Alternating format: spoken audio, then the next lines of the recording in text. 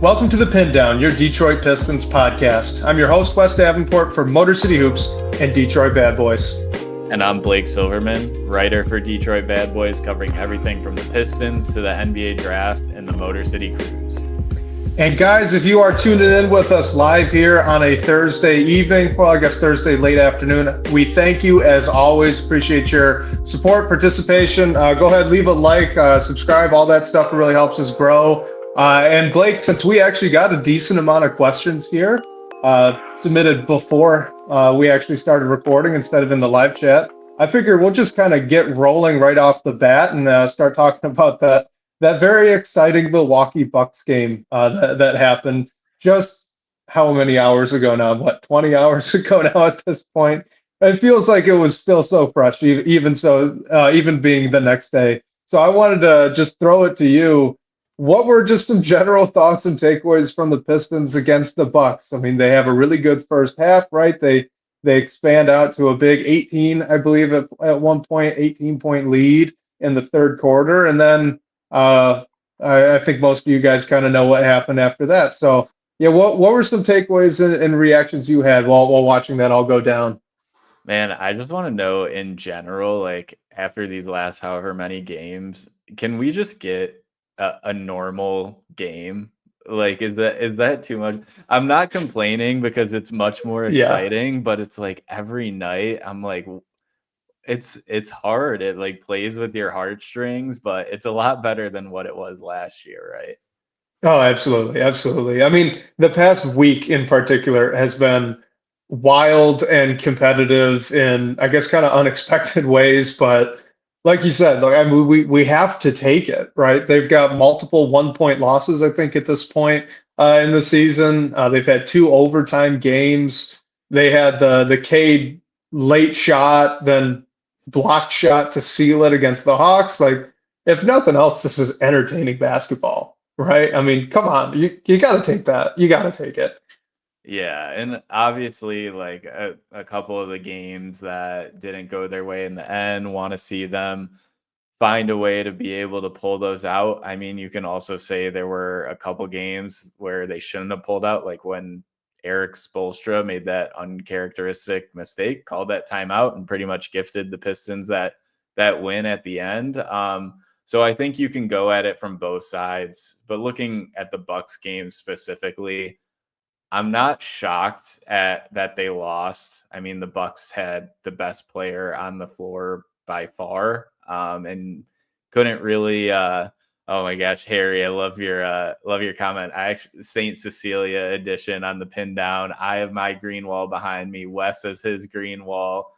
I'm at my parents' house, guys, and so this is a new location for me because my parents. I usually, if I'm here, I record in their office, but since we're during the workday, they're obviously in there, right? So I was like, oh, I'll figure I'll do it in the library room, kind of a piano room, just where there's an extra dinner table and everything, so I could sit down. And I forget that the wall's green. I'm wearing, because the podcast is the visual me, I'm wearing a green sweater that matches the wall. I should have thought this through a lot better than when I sat down, but I was already committed. So, it's whatever. I just got to roll with it. Hey, it's kind of fitting on the day that the Pistons officially, and I guess the rest of the league officially released their City Edition uniforms. But yeah, just going back to the game last night, I'm not shocked, especially when the injury report came out that Jaden Ivey, Simone Fontecchio, Tim Hardaway Jr. weren't playing. Ausar Thompson, although he's been cleared to return, is still out, gearing up to play. So hoping that we see him back in the lineup soon. I'm not sure exactly when he'll actually play, but it's exciting that it's in the near future. So, I mean, I thought the Pistons had everything stacked against him, but that doesn't change how this trend we've seen of them not being able to hold on to leads, especially in, it seems like the third quarter is just detrimental more often than not, which you got to find a way to be able to maintain leads. And then when the whole Isaiah Stewart flagrant 2 foul on Giannis happened, I mean, I thought it was questionable that it was a flagrant 2. I also thought if Stewart didn't pull on his jersey, I thought it was more of an offensive foul than a defensive foul. But nevertheless, you lose Stu for the rest of the game, and I thought that really hurt you defensively.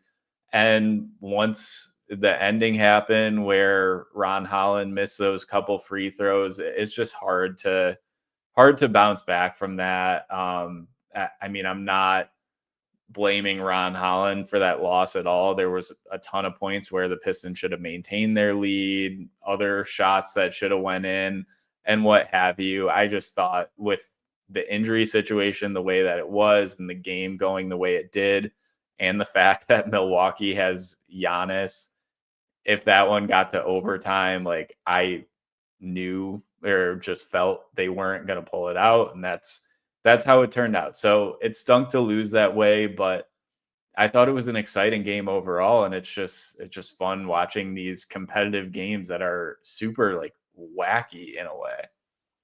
Yeah, I agree. And, to the Ron Holland question, like I am sure is just still sick to his stomach after missing those 2 free throws. But look, honestly, he shouldn't be. He had 11 points, 4 rebounds, 2 assists, and a steal. He was impactful on the floor, even though he didn't hit a 3. Right? He was a net positive on that game.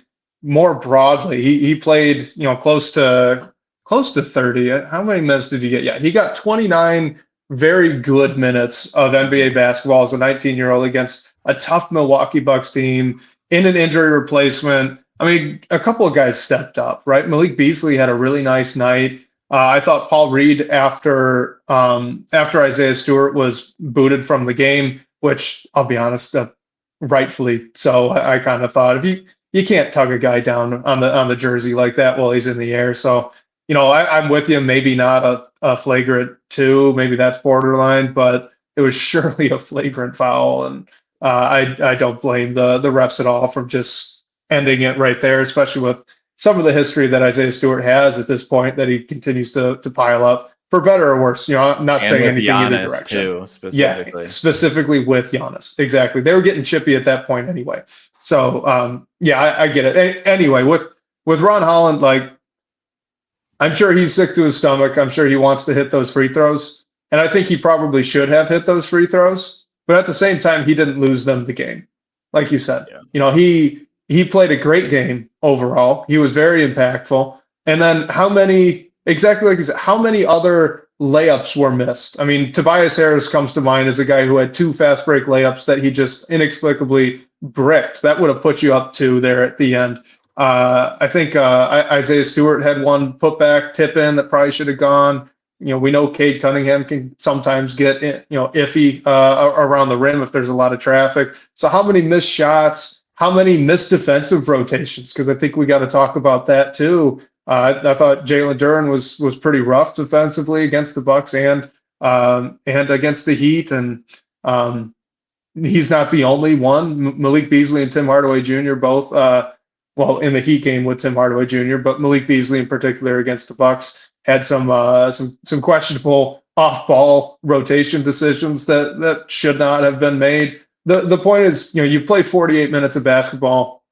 If it comes down to the last free throws and the guy misses, okay, great. You want him to hit those. You wish that he did. Nash and Smith says Wendell Moore Jr. stepped up and Sasser as well. Completely agree. I thought both of those guys had really, really good and really important stretches there for the Pistons against the Bucks, especially in the second half. So, look, he should have made the free throws, but it's not his fault they lost, I guess is what I'm trying to say. So if I could somehow get into Ron Holland's head, I'd try to tell him don't be too bothered by it. He's going to get more opportunities to hit game-winning shots in the future, and if anything else had gone right during the game. I mean, they blew an 18-point lead. Don't blow an 18-point lead and put your 19-year-old rookie on the free throw line for game-winning free throws. How about that? How about that one, right, from a team perspective? So yeah, and just the things I'll say on Ron Holland is imagine being put in that situation in your first career start, and then once the first free throw didn't go down, I was like, he's not gonna make this second one. He alligator armed that first one so bad. Like the moment it left his hands, he pulled his hands back. He was just, you could tell. It's a big stage for the 19-year-old guy, you know? That's a big stage. Yeah, and it was kind of impressive that Cade almost got a tip in after the second miss too. So yeah, don't want to be in that situation, but the Pistons went on like a 10-2 run in the last couple minutes to even get them to that point. So I was surprised that they got back into it and had that chance to win it at the end. Didn't go their way, Yeah. obviously, and you want to find a way to win that one. But it on paper before the game, I was like, yeah, this is not this is likely not a game that they'll win. Would have liked to see him do it, but you have to hope it's a good learning experience. I mean, it definitely will be for for Ron sure. Holland at least. For sure. Let's before we get into the questions here, let's just pick one player from the Bucks or the Heat game, whichever you want, the two most recent ones, and kind of dive into them. There are plenty that we could pick from here. So I'm just tossing it to you. Who do you want to talk about for 4 or 5 minutes here? Just because I think this would be my answer either way, but I also think we don't have a question about him. And now that I'm setting it up like this, I think you're going to think it's someone different, but I kind of want to talk about Malik Beasley because I love it. I feel like he's just been huge for this team. I mean, not just the past couple of games, it's happened for a while, and especially against Milwaukee. Yep, it's a revenge setting for him. Probably could have predicted that he'd have a little more in him. And also he gets jumped into the starting lineup with Tim Hardaway Jr. out. But I just love how animated he is. And after the win against Atlanta, I believe, when Cade had that game winner, the Pistons social team released a video where Malik gave a locker room speech about Cade and gave Cade that game ball. So I just think he's been huge both on the court and off the court for this team. I mean, you can maybe say Bojan, but I don't think the team has had a 3-point shooter like him in forever. And he's just been huge. And I just enjoy watching him because that he's going to go and make buckets for you. But he also has a little attitude too that fires up his own team and probably gets in the head of the other team as well. Yeah, those little shimmies that he does after some of those made threes, or the one where he held the right hand up and he put the weapon away. That was pretty great there against the Bucks. Yeah. But you know what? Because you mentioned veteran, a vet stepping up right when you need it, which Malik Beasley's been doing. And so I want to call out this one incredible stat that I had to do a double take when I saw it. Malik Beasley led the team in rebounds against the Milwaukee Bucks. Oh my gosh, I did not. Malik Beasley. Yeah, he had 26 points. He had 4 assists, and he hit 8 threes, which is incredible on its own right. But he had 10 rebounds. Malik Beasley had 10 rebounds against the Milwaukee Bucks in a game where one of your centers got kicked out of the game for a flagrant 2, in a game where Jalen Duren struggled in the 36 minutes that he played to both kind of cover Giannis and to cover Brook Lopez separately, which, no fault, I guess, to Jalen Duren there. Both of those guys are very good players, but Tobias Harris had 8 rebounds.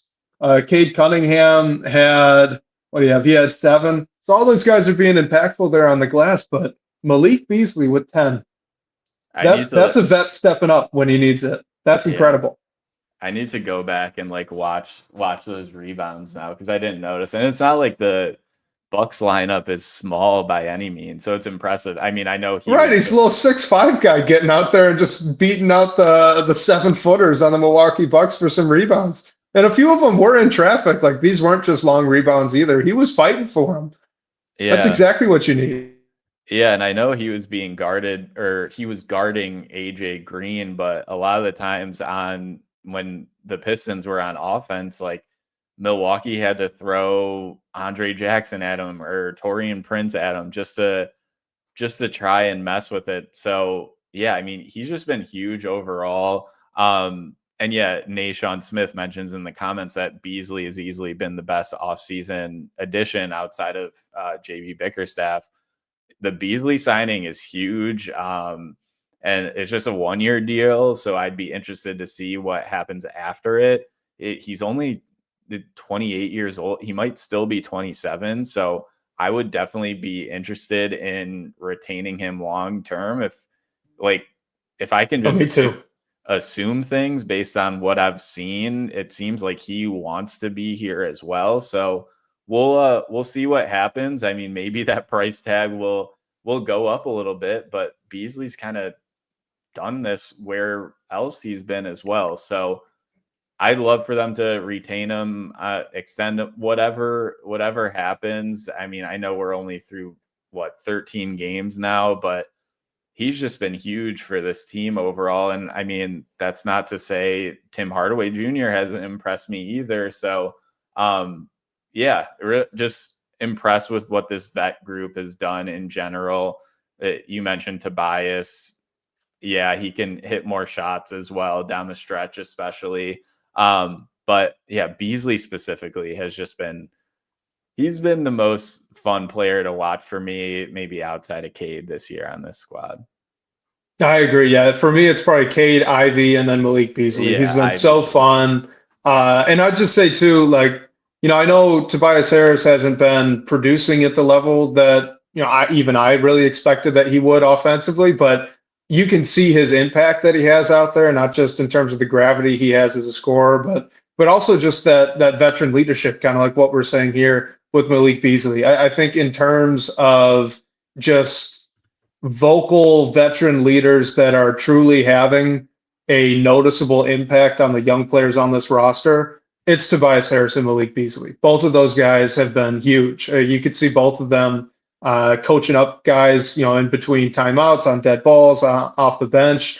They're very vocal. Tim Hardaway Jr., I don't want to discount, right? I think he's been a fantastic leader as well. He's just not the same type of vocal, in your face type of leader that Beasley and Tobias Harris seem to be.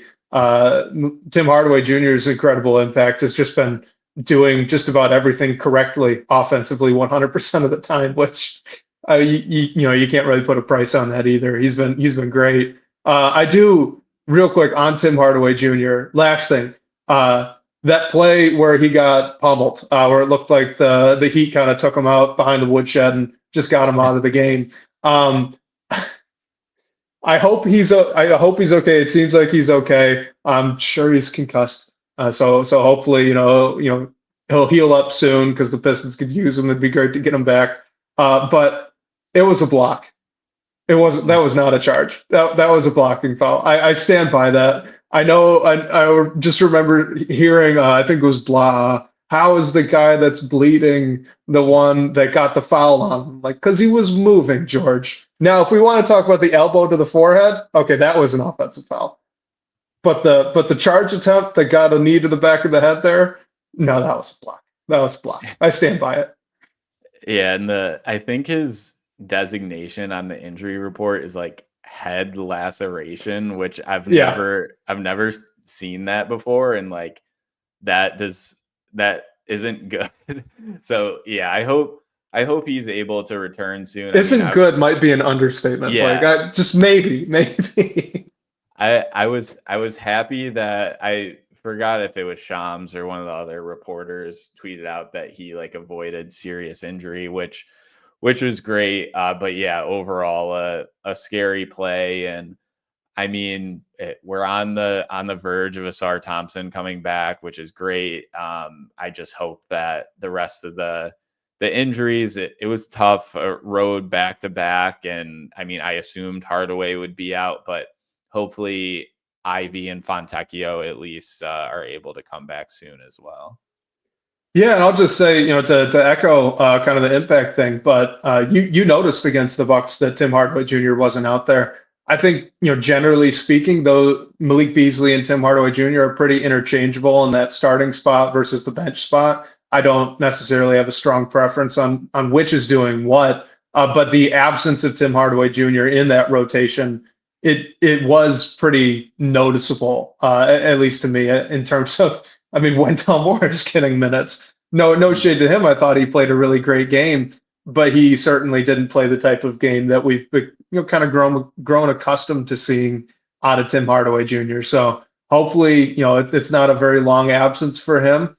He's been a very important player for the Pistons, and we're going to end up talking about Ausar Thompson quite a bit in this episode, and we're going to get to that in just a second. But as a preview, I hope THJ continues to start. To be completely honest with you, I think that starting unit with him in it looks very good, very good. I'll let you respond, and then we'll get to a voicemail question, which I'm pumped about. Oh yeah, just quickly, all I'll say is I think it was Kelser on the last play that was drawn up for Ron Holland and led him to the line. He was like, yeah, this has to go to Malik Beasley, doesn't it? And like you saw all the tension Beasley was getting, Cade inbounder. You don't have Ivy on the floor either, who shot the ball well. Like if you have Tim Hardaway Jr., like he's a guy, if he gets open, he can take that shot too. So I think that hurt a little bit in that situation. I mean, it was a great play. They got a really good look, but I think if you have a guy like Tim Hardaway Jr. on the floor, like that only helps. I agree. No, just in turn, in a practical sense, if you have Tim Hardaway Jr. out there instead of Marcus Sasser, I am not certain that Giannis notices not Tim Hardaway Jr., that Giannis notices Ron Holland cutting to the rim as early as he does. Giannis made an incredible play there. I have to give him credit. That was unreal. The space he covered and the quickness with which he realized exactly what was happening behind him. But I think if it's Tim Hardaway Jr. in the corner that he's staring at instead of Marcus Sasser, I'm not sure that he would have processed it as quickly. Tim Hardaway Jr. is much more of a threat there. So I'm right there with you. That's a really good call out. All right, so this is from our guy, a fella who left 2 voicemails, one last week. So apologies there. That is my fault that we did not get that into the show. So we're going to get to that later in the show today. But this first one is about Ausar Thompson. So, first and foremost, thank you for all your hard work in getting this podcast together. It is a fella from the DBB comments, and I just wanted to ask, what do you think about Ausar Thompson coming back to basketball? So excited, I'm excited, but how do you think this changes the way the Pistons play? Is he going to be in the starting lineup? All kinds of different things. Just an Ausar-related voicemail. Want to hear your thoughts. All right, y'all be good.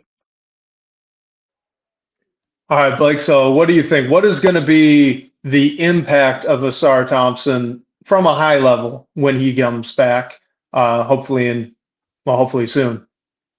Yeah, and shout out to a fella for the voicemail, for the couple voicemails. Also, just shout out Tom Y here. Asked a similar question in the DBB comments. What's the timeline for Ausar, and where do you expect he'll get his minutes, and at whose expense?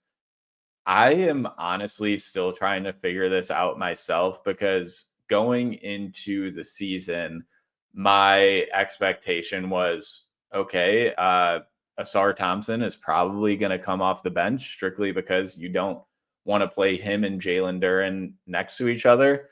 If you bring Ausar Thompson off the bench along with Isaiah Stewart, that helps alleviate your spacing concerns. But what we've seen through 13 games this year is Isaiah Stewart wasn't always really respected as a floor spacing big, but he's really just not putting up threes as much as we thought he would.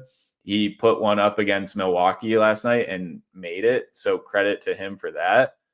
But I'm almost wondering, like, is the issue of playing Ausar next to Duren as big?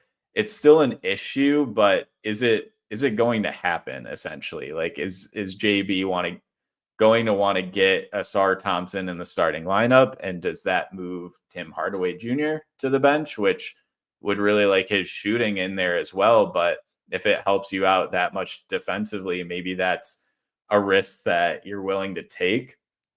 In terms of minutes, I feel like the only answer that I could come to with some sort of logic is maybe it brings down some of the minutes for Ron Holland, but I think that you're still going to want to get Ron Holland in there. Like we're seeing him develop in real time, and he's done a pretty good job overall for where he's at in his career. Has a lot to improve on.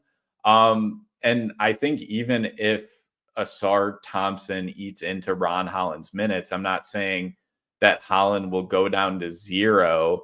I think in an ideal world, JB wants to go 9 men deep, but maybe you just give Ron Holland some minutes to at the end of the first half to start the third quarter, whatever it might be. Maybe needing to lean on Holland a little bit less will help out in a sense. So that's where I think Ausar's minutes will come from. I mean, I'm not really sure anyone else that you want to take a heavy load of minutes from. The other one I'm thinking of is honestly, like maybe it's Simone Fontecchio too. He's had a weird start to the season.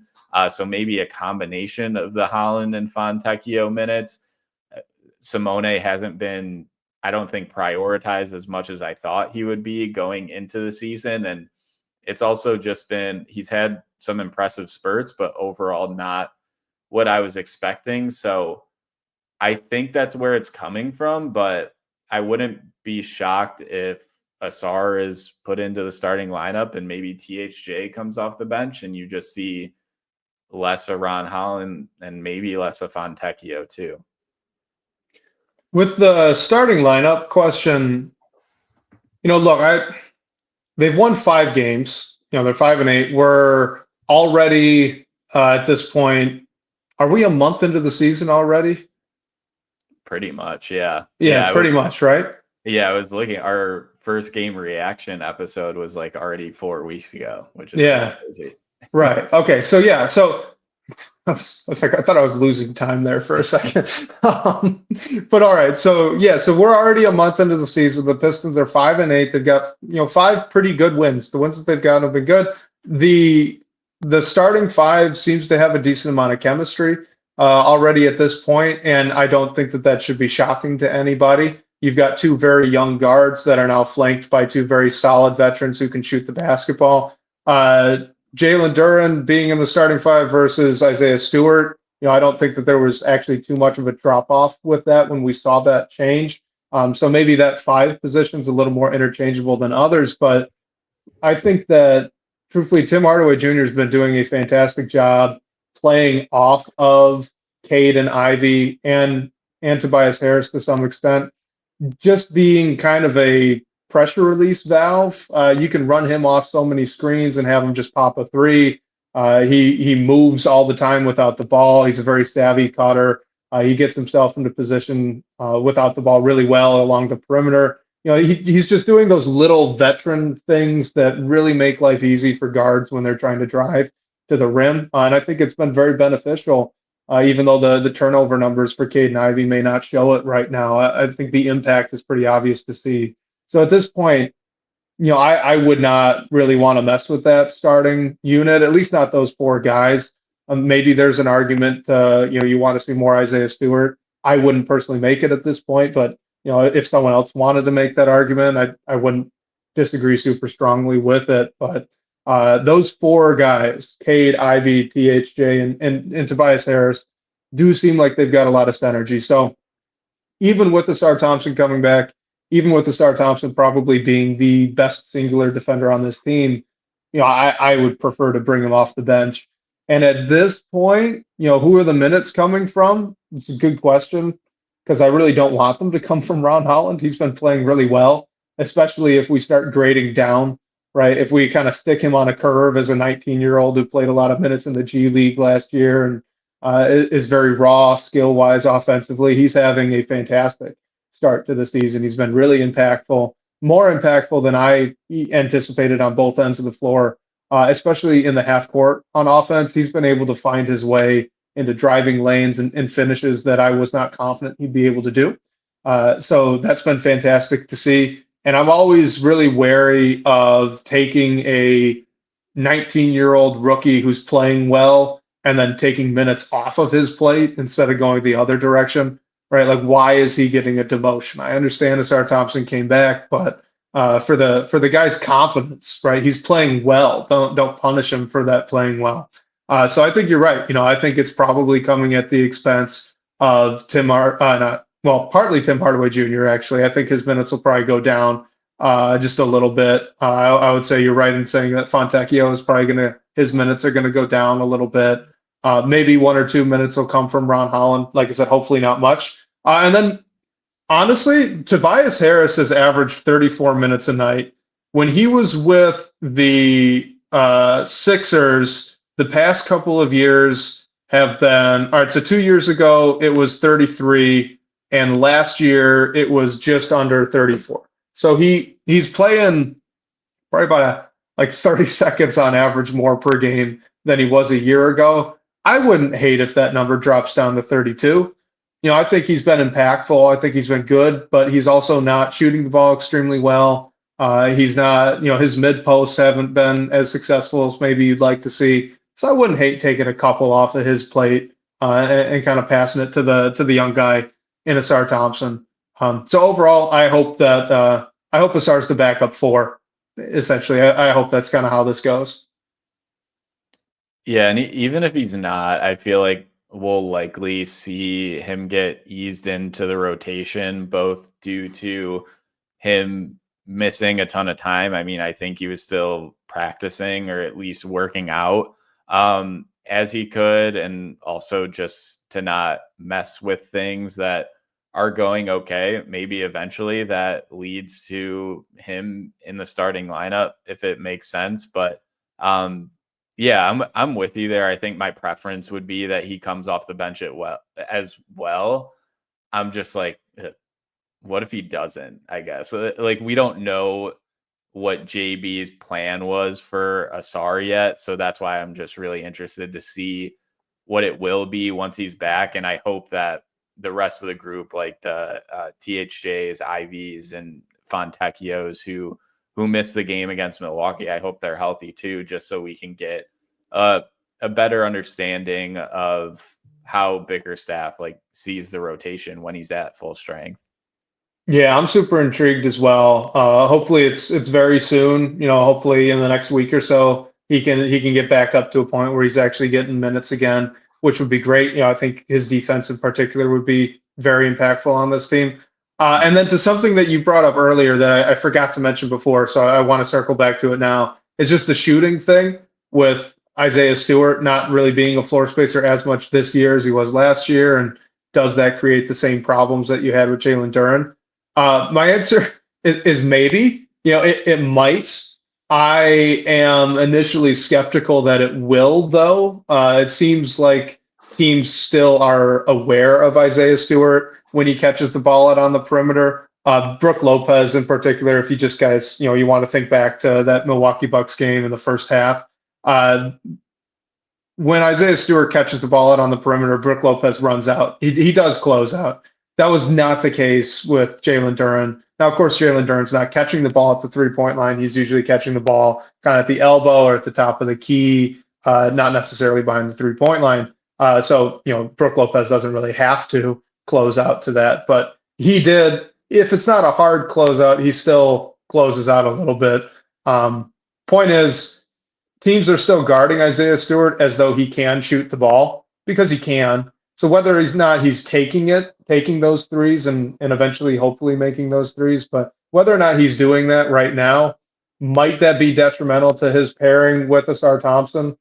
Maybe, but it's still certainly better than what you get by throwing him out there with Jalen Duren. So I'm, like I said, it might be a problem. I'm skeptical that it'll be a huge problem, but we'll see. I think those two are going to get a lot of minutes together. So we're certainly going to find out. Yeah, and we don't know what Asar's shot looks like, what that development was over the offseason. I mean, I'm not confident that he's going to come out and be a great shooter by any means, but if he... Increasing to 26% is an 8% jump. 8 percentage point jump for Ausar Thompson off of last year. So like, temper expectations. That's all I'm saying. 26 would Right. be fantastic. That would be a great step for him. I would be pumped.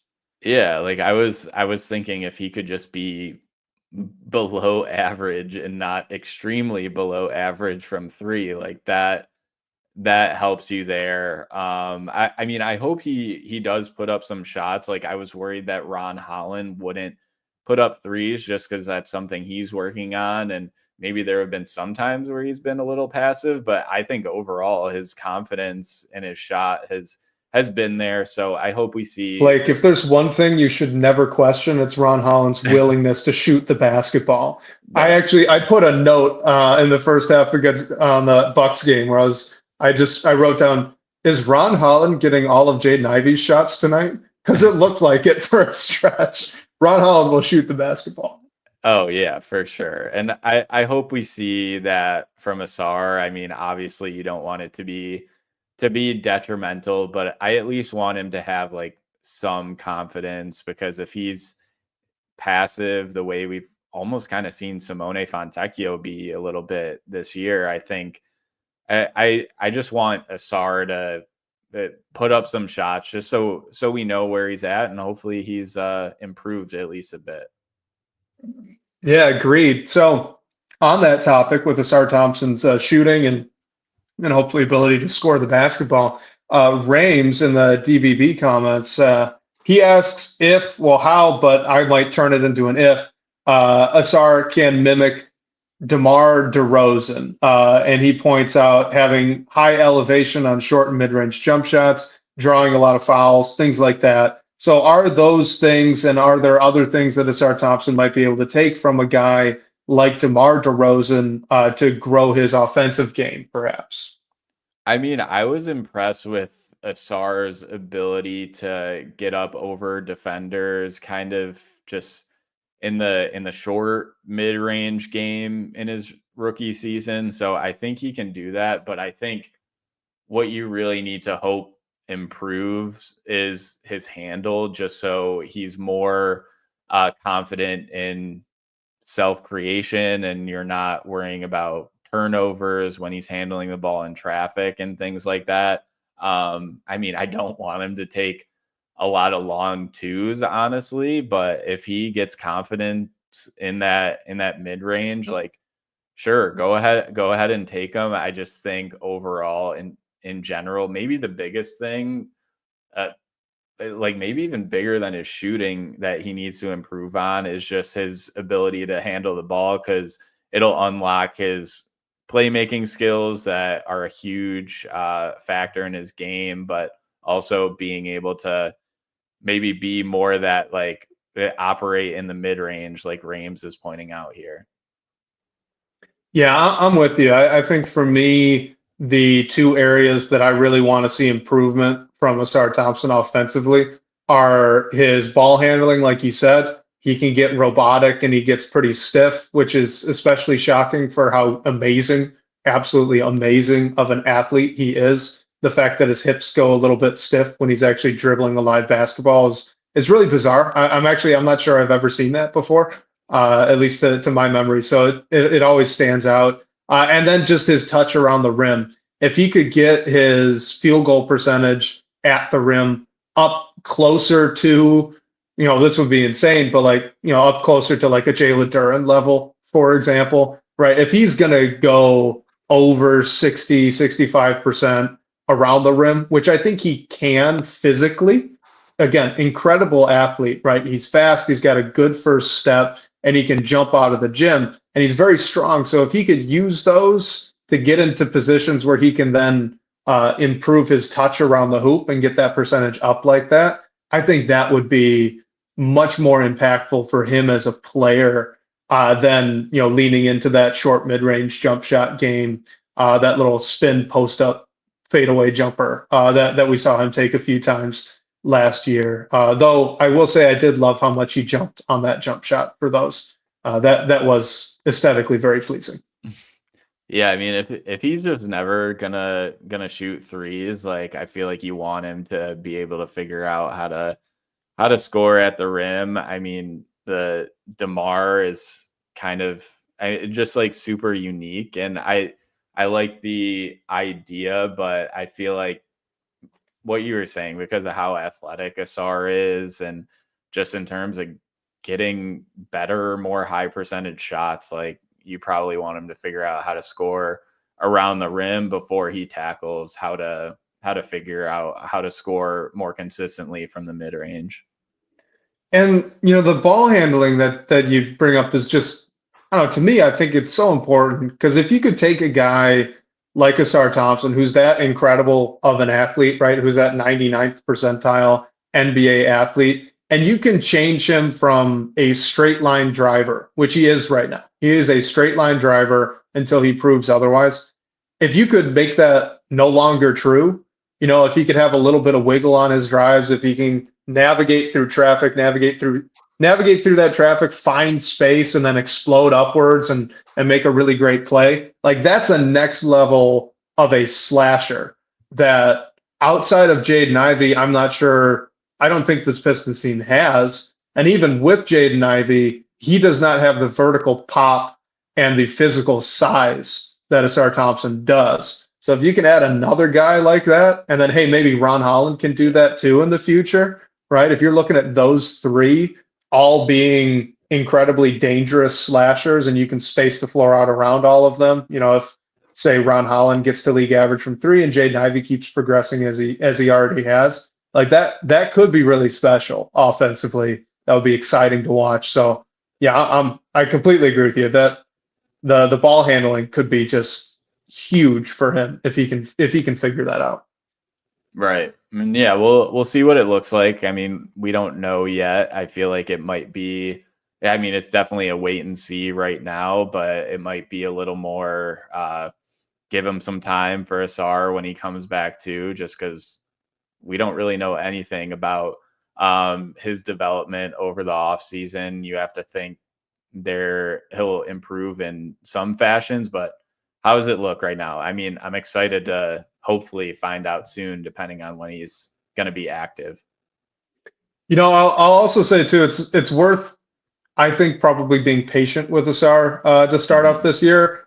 I wonder how much skill work he actually was able to do, if it took him, this long to like get to a position where the NBA allows him to do a full conditioning ramp up. He did an interview the other day. I think it was with all the beat writers after practice. And he mentioned that was the hardest practice that he had done in a while, and that they even did some extra stuff after the fact to continue to try and ramp him back up. So clearly, I was under the impression that this was more of just an NBA being cautious kind of thing. And that red tape, and that he could be working out like that on his own outside of the team facility. But it seems clear that wasn't true, that they were telling him to, hey, take it easy a little bit. Don't push it way too hard. And maybe that's, that actually probably explains why he looks so much more bulky. You can do a lot of weightlifting without pushing the heart rate up, things like that. So, just be patient with him. He's still pretty young. And I hope that I'm wrong, and that the offseason he had was a lot more productive than it could have been. But, if he didn't have a ton of time to do skill work, right, on ball handling and finishing, at the level of intensity that you need to really improve at the NBA level, then, hey, that's just that kind of happens when you get an injury like that. That's long lasting, and you have to go through that process. So yeah, glad everything's okay. But again, and take it slow. That's all I'm saying. I'm going to take it slow with Ausar Thompson. I'll let you respond, and then we'll get to a Cade Cunningham question. The voicemail from, again, our guy, a fella, and my apologies for not getting it last week. Oh, no, 100%. Agree on just giving him some time. I mean, he wouldn't have been cleared to play for Summer League, but I was under the same impression. Like, although he could have played, he didn't. I think he was cleared for basketball activity right before that. So I took that as full basketball activity, but maybe that wasn't the case. So, I mean, I think he would have played in Summer League if he was available, even if he was just a one game and then shut down guy. So yeah, it's all up in the air right now.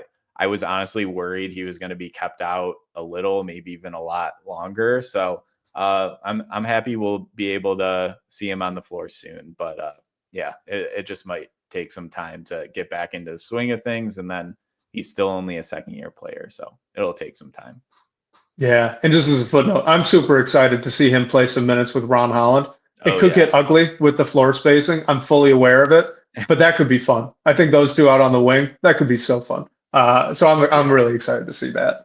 Let's get to a fella's question here about Cade Cunningham and his triple doubles. Hello, this is just a fella from the DBB comments, and I'm just so happy that the Pistons have won 3 games. This is excellent. This is great.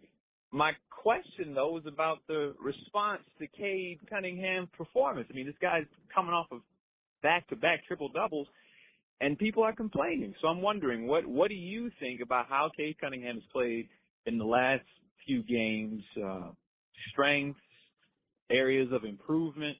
Just what are your thoughts overall? All right. Y'all be great.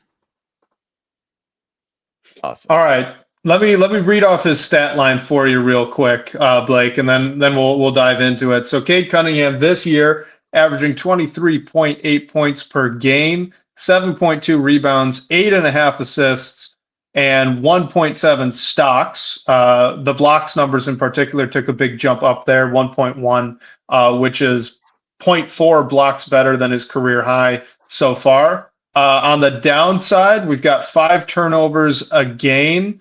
He's shooting now. Well, actually, this is now back on the upside, but he's shooting 45.6% from the floor, 36.4 from 3 on almost 6 attempts a night. And then he's shooting 83% from the stripe on 4 attempts a night. So what have you thought about Cade Cunningham's performance so far this season? And then in particular, that pretty incredible triple-double streak he had just a week ago. Yeah, I mean, I think it's the triple-double streak was pretty incredible. And I mean, just the numbers that he's putting up right now, like, I think if this stretch of how the Pistons are competing and they're finding wins, I think Cade should definitely be an all-star, even if the turnovers are still a problem. I will say that 5 turnovers a game leads the NBA. The next closest is James Harden, just below at 4.8. Then you have LaMelo and Trey at 4.5 and Jokic at 4.1. So the turnovers are definitely where you can look for improvement. This was the same issue we saw as Cade started last season, and he improved upon it as the year went on. So I hope that's the same case as well. It hasn't helped that, I mean, the Pistons also have the most total turnovers in the league, but you have, and I don't mean this as a jab in any way, but like Jaden Ivey is averaging 3.3 turnovers a game, and Duran had 5 last night. So it's not just Cade, but I will say, especially some of the turnovers as the Pistons are playing all these close games, like the turnovers down the stretch, it's not just him. There have been turnovers from others as well. Just things that you have to clean up. Like sometimes some of the one arm passes that are a little lazy and things like that. I think those are things that you need to just stop. And I think it's an easy thing to clear up, but obviously, like, Cade is getting paid a lot of money for a reason, and it's not easy. He's a high usage guy. I don't think he's magically going to turn the ball over like 2 or 3 times a game, but if he can just decrease that number little by little, stack up some good performances, I think that'll only help. And then the only other like negative I can add is sometimes down the stretch, like there were those conversations about him not hitting shots in the fourth quarter. I think that's going to happen. You've seen performances already where Cade's dominated and did great. And then that Atlanta game where he hit that game winner, and against Milwaukee last night, he scored like 6 points in overtime too. So he hasn't gone totally quiet. And I think even if his shots weren't falling. He's done a good job with making plays for others.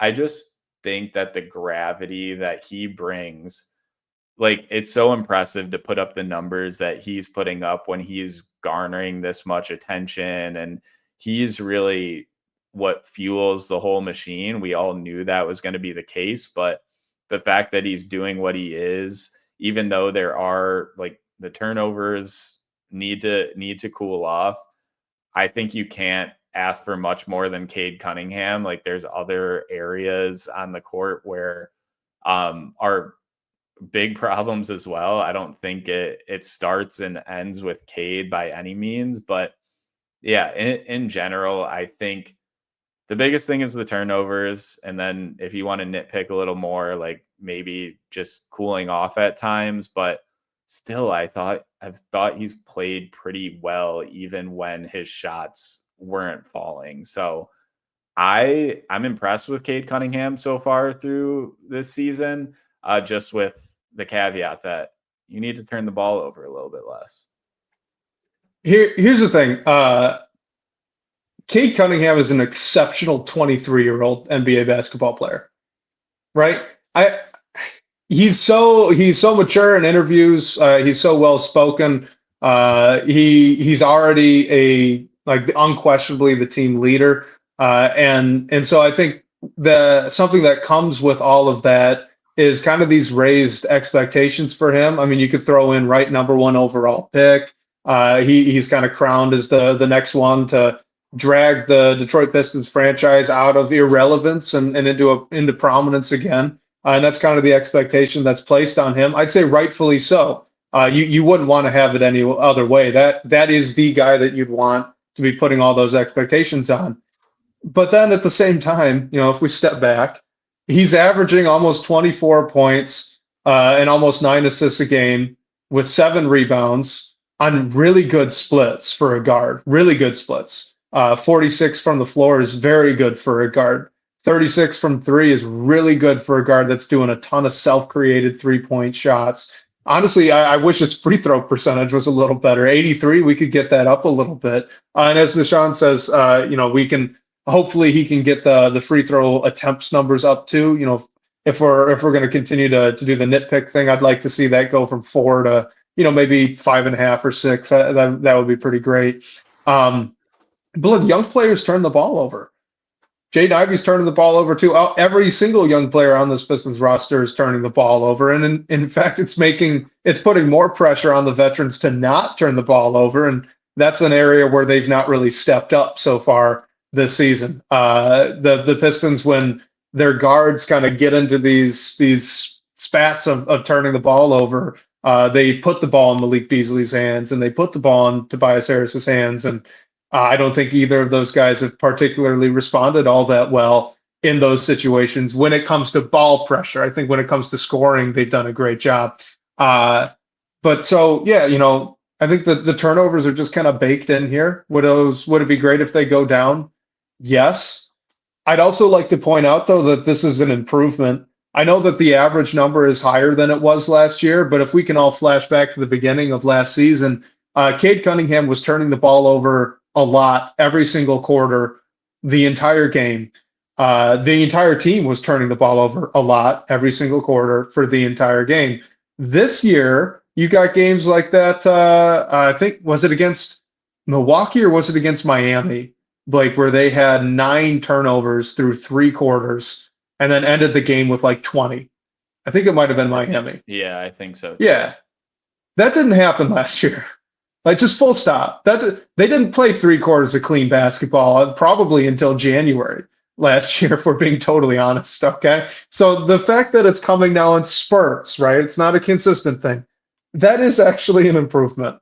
That's one of those baby steps improvements that you see from teams with a lot of really young players that are still kind of figuring things out, right? This is the kind of thing you see. They go from turning the ball over consistently all the time at a really high rate to, okay, the actual rate's still really high, but now it's just in spurts.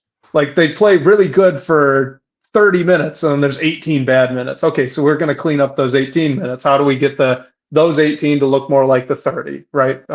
So I think overall it's been super positive with the team in general with the turnovers. I'm not worried about it at all at this point. And to Cade Cunningham, he's an exceptional 23-year-old basketball player. I don't know what more I could say. Yeah, and just I want to say at probably the same point in the season last year, we were having the same conversation about the turnovers. I want to say Cade was similar, like turning the ball over 5 times a game. I I think remember, at this point it might have been 6, to be honest with you. I remember it was like right around Luka, and I mean Luka's turning it over a little bit less so far this year, but last season Cade ended with 3.4 turnovers a game. So he has a ton of runway to get back to that number. I mean, I think like he's always going to have these turnovers. I just think you want to limit them where possible and hopefully like avoid some of those spurts where you keep giving the ball up where you can. It'll take time. It's a pretty, like, the roster went through a ton of turnover as well, and we've seen the guys gel probably better than we could have expected. But if he could get back to what he did last year, like, I think that's what you could expect and take like a ton of positives from that. Yeah, and I think he will. And to support your general point, the broader point there, you guys, if you want to go, you can find Isaiah Thomas, former Piston Isaiah Thomas, talking about Chris Paul at one point. I think this was now, oh gosh, quite a few years ago. I think it was on an NBA TV broadcast, something like that. But he makes a really good point, and that's that great point guards turn the ball over because avoiding risk entirely is not the same as being a good point guard in the NBA. And I always thought that was a fantastic insight there from Isaiah Thomas, the Hall of Famer. Let's do this one here from Dylan22, and then we'll wrap it up. He says he would like to extend Malik Beasley, and I think we both agree with that. He's a great piece, and perhaps even Tim Hardaway Jr. As well. But he wants to know who would be the most optimum free agent to trade or trade target to go after to fill out the power forward role in particular. We obviously had to cut this down a little bit for just due to character length, but he mentioned that hopefully next season Tobias Harris is coming off the bench, which honestly is not something I totally disagree with either. So what do you think, free agents or trade targets? Yeah, I mean, so I went through the free agent list for next year just to see some names who would be available. I think if you're looking trades and like Brandon Ingram's going to be a free agent next year, but I don't know if I question that fit. Honestly, there's been some talk around Jabari Smith Jr. having a weird season so far in Houston, and if he'd be available. An interesting name to me when going through the free agents, and I kind of just looked at unrestricted, like not guys who had team or player options or whatever. I wonder if Nickeil Alexander-Walker would be on the table just as another like wing defender to bring in to help out. He's not making much money in Minnesota right now. I mean, maybe he wants to re-sign there, but I know they're going to be they got off the cap deal, but they're trying to like circumvent the tax and everything like that. Like, I wonder if the Pistons could give a player like that a little bit more money and bring him in. Just maybe he doesn't start. Maybe Tobias Harris is still the starter, but just another like wing defender to bring in to help out in general. Because I think when you're missing Ausar and all that, you've kind of seen that this team could still use some help on the wing, even though the acquisitions you made last summer. And if you're just looking for a bench guy, like maybe you can find someone in the draft as well. But the best name that stood out to me was Alexander Walker. There's some other, like maybe a Bruce Brown reunion is in the cards. I don't really know about that, but overall that was the one that was like, okay, I could see this happening, and I could maybe see the Pistons being able to go get him. I'll just say, direct to the question, I'm very open to Tobias Harris being coming off the bench next season. The only player I want to start over Tobias Harris would be Ausar Thompson. That is it. Mhm. That's the only way I'm comfortable with it. I don't really want to bring in anybody else out of the free agency pool to unseat Tobias Harris. I think if Tobias Harris should be coming off the bench next year, it's because Ausar Thompson really took a leap as a offensive player, be that, his finishing, his playmaking, his ball handling, maybe even his shooting, right? And Uncle Sam says maybe Ron Holland and Ausar Thompson should play together a bit sooner than we expect this season, mostly for defensive purposes. I agree with that. I think we will see it, but I'd also say next season, if Ron Holland can continue to improve a bit as a shooter, I think that could be your starting 3 and 4 if you really want to push it. The guys I'm most interested in free agency are those centers. There are a couple on the list that you pulled together for us. Miles Turner, that would be incredible. Brook Lopez, I know he's older, but I think Greg Kelser said it on the broadcast against the Bucks. His style of play, he's a guy who still might have 3 or 4 good years left. He's just so impactful and he plays so smart. So I would love to add him to this team as well to be the starting center. I think those are guys in free agency, and then there are more probably in trades too that I'd be interested in. Oh, Steven Adams would be one as well. Those are the guys I'd be targeting at this point. Big bodies who block shots and can at least hit a mid-range jumper. I think that would be huge. Clint Capella, although he can't really hit a mid-range jumper. Yeah, but hey, I guess that's the flaw. he brings you a rim protector, and I mean, what Stewart's done at his size has been pretty incredible. Oh, it's impressive. Yeah, I'd love some additional size on this team. Like, still a little surprised that it wasn't addressed this off season, but the way too. Stewart's. Hey, did you see Donovan Clingan the other day? I did, yeah. But hey, unrelated thought. Ron Holland looks good. Hey, maybe like Robert Williams becomes available or something. But yeah, that wouldn't be bad if he could stay healthy.